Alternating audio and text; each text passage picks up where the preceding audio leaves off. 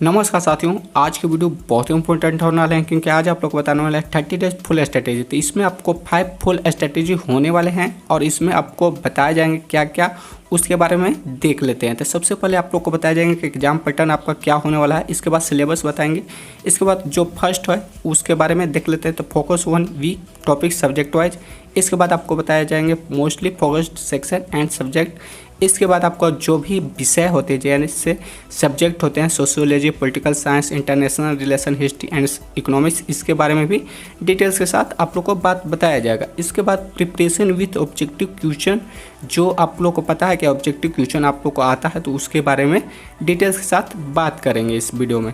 तो यहाँ पर 4th नंबर पर आता है learn from your previous mistakes, इसके बारे में आपको बात करेंगे। और इसके बाद make a proper time table, क्या आपका टाइम टेबल होना चाहिए कि आपको 30 डेज में आप JNU में एडमिशन ले सकते हैं। तो इसके वीडियो में पूरी बात करने वाले हैं, तो वीडियो पूरी अंत तक जरूर देखिएगा क्योंकि ये लॉन्ग थोड़ा वीडियो हो सकता है क्योंकि ये इसमें आपका 5 मोस्ट फुल स्ट्रेटेजी बताने वाले हैं। तो वीडियो पूरी अंत तक जरूर देखिएगा और चैनल पर पहले बार आए हैं तो चैनल को सब्सक्राइब कर लीजिएगा, साथ ही बेल आइकन को भी प्रेस कर लीजिएगा क्योंकि ऐसे ही वीडियो आप लोग के लिए JNU के रिगार्डिंग इस चैनल पर मिलते रहेंगे। तो चलिए वीडियो को शुरू करते हैं। JNU एग्जाम पैटर्न 2021, तो यहाँ पर देख लेते हैं कि क्या JNU के एग्जाम पैटर्न होने वाले हैं। तो यहाँ पर सबसे पहले आप लोग को बता दें कि यहाँ पर एग्जाम ड्यूरेशन कितने मिनट के होंगे, तो यहाँ पर देख सकते हैं 3 आवर्स के होंगे। इसके बाद मोड ऑफ एग्ज़ाम जो होंगे वो LAN based CBT computer based test होगा।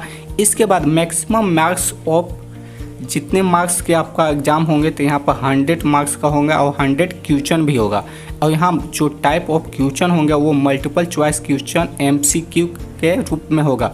मीडियम ऑफ एग्ज़ाम यानी ओनली 1 इंग्लिश मीडियम में ही आपका एग्ज़ाम होगा, यहाँ पर आपको साफ जाहिर कर दी गई है। तो यहाँ पर आप लोग को इंग्लिश मीडियम में ही एग्ज़ाम होगा। इसके बाद आप लोग को बता दें कि यहाँ पर देख सकते हैं मार्किंग स्कीम स्कोरिंग। तो यहाँ पर आप लोग को सबसे पहले एक डेटा बताना चाहता हूँ। तो यहाँ पर देख सकते हैं आप लोग कि यहाँ पर नो नेगेटिव मार्किंग है, यानी नो नेगेटिव यानी इनकरेक्ट आपका क्वेश्चन होगा तो उसमें आपको नेगेटिव मार्किंग आपको नहीं मिलेगा। इसके बारे में आप लोग जान लीजिएगा, ठीक है। तो यहाँ पर आप लोग यहाँ एग्ज़ाम पैटर्न के बारे में समझ चुके होंगे। तो इसके बाद आप लोग चलते हैं सिलेबस के बारे में देखते हैं।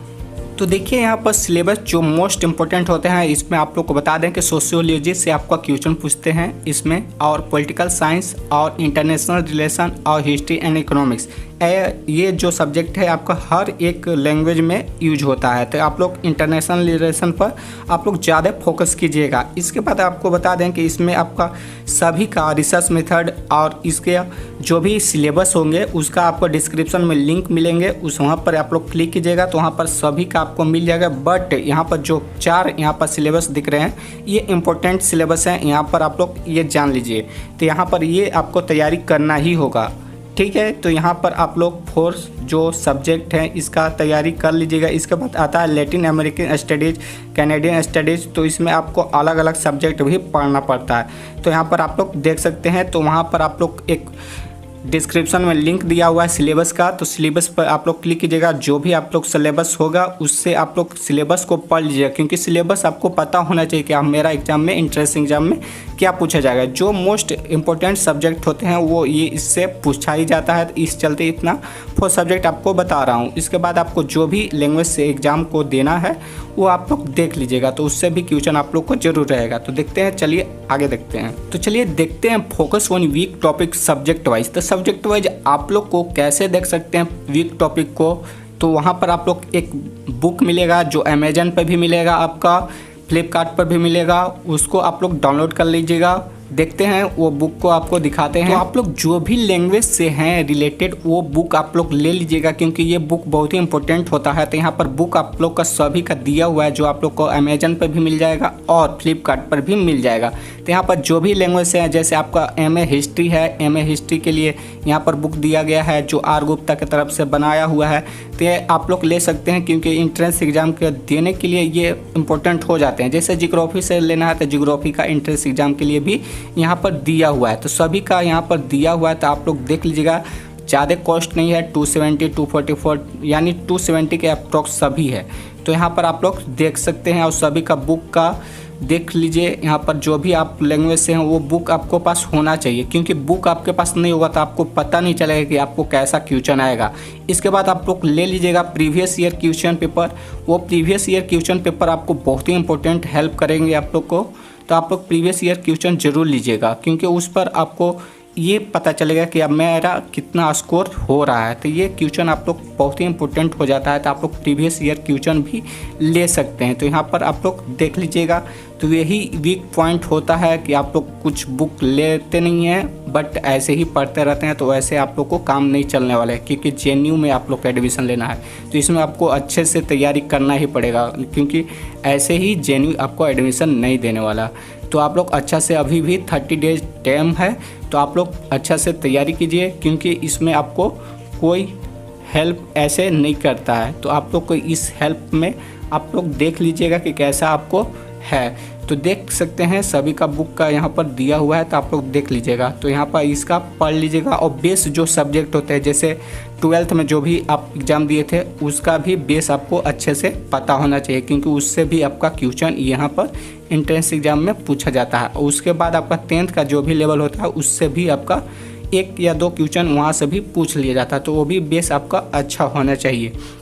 तो चलिए अगला बात करते हैं। यहाँ पर सेकेंड में जो आ जाता है मोस्टली फोकस सेक्शन सब्जेक्ट, यानी सेक्शन और सब्जेक्ट यहाँ पर आ जाता है। तो यहाँ पर आप लोग सबसे पहले आपका सिलेबस आपको पता होना चाहिए, क्या आपका सिलेबस है, क्या आपको पढ़ना है, क्योंकि ये ही नहीं पता चलेगा कि आपको क्या सिलेबस पढ़ना है तो आप लोग तैयारी कैसे कर सकते हैं।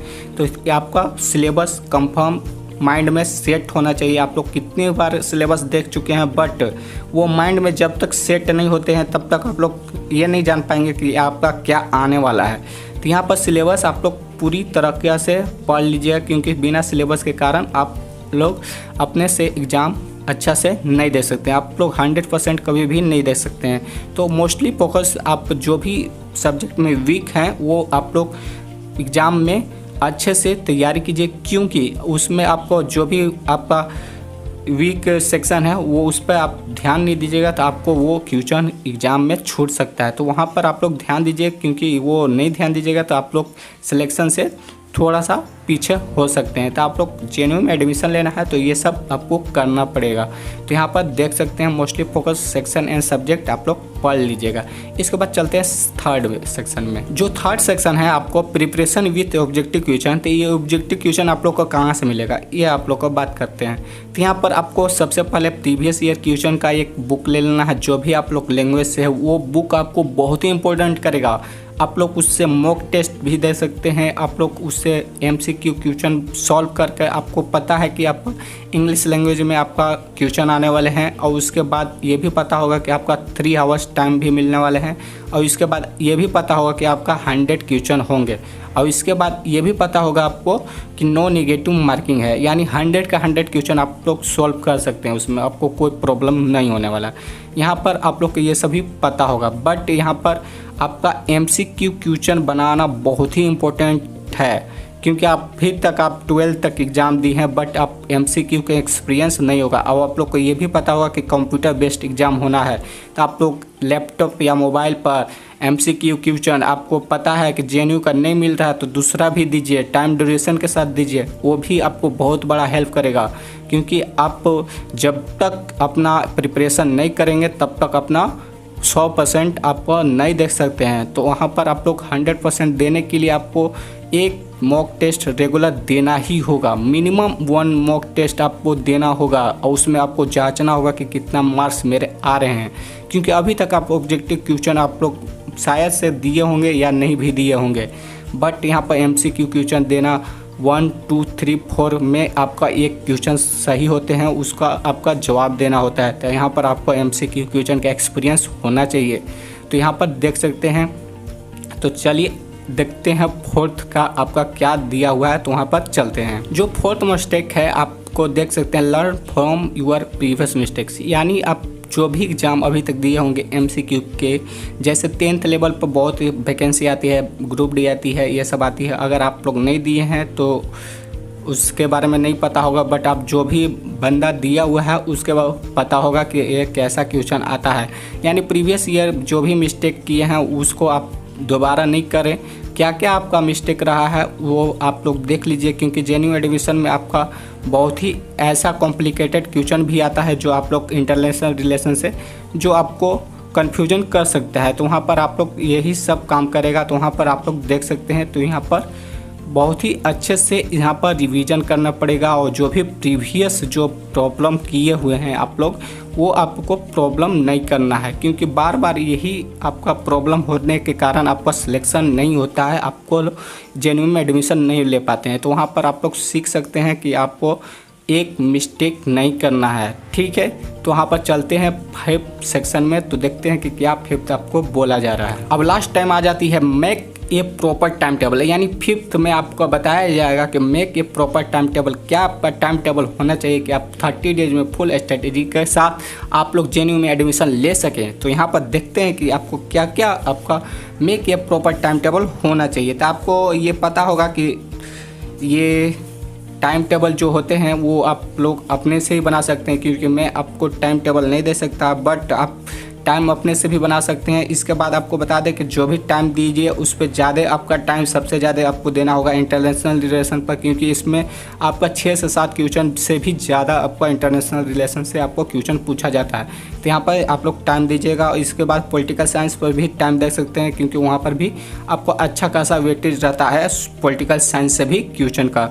इसके बाद आता है सोशियोलॉजी। तो सोशियोलॉजी भी एक ऐसा सब्जेक्ट है कि आपको ध्यान देना ही होगा, क्योंकि आपको सोशियोलॉजी आप लोग नहीं पढ़े होंगे, अगर पढ़े होंगे तो आपको ISC में भी नहीं मिला होगा, ठीक है। तो वहाँ पर आप सोशियोलॉजी का भी एक अच्छा सा प्रॉपर आपका नॉलेज होना चाहिए। इसके बाद आता है history and economics. History economics आपको अच्छा से ये भी पढ़ना होगा। आपका साइंस जो भी होता है उसका टाइम ड्यूरेशन भी आप लोग देख सकते हैं।